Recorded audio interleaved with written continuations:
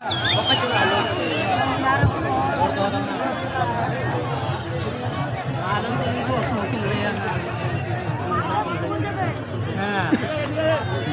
बड़ा मीटे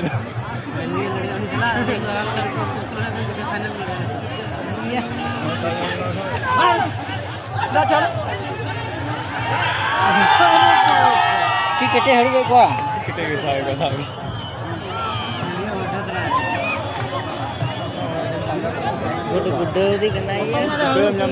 चलिए ठीक है, कोई दिक्कत नहीं है। थोड़ा सा समझने में भूल हुआ था, आगे पीछे हो रहा है, कोई दिक्कत नहीं है। अरुण यादव और सिफात से लड़ाई हो रहा है,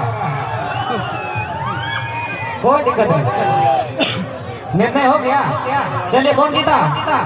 अरुण यादव। वीडियो लाओ तुम की वीडियो बना ये टिकटे वीडियो ना नहीं करेंगे तो ये तो ठीक है ना।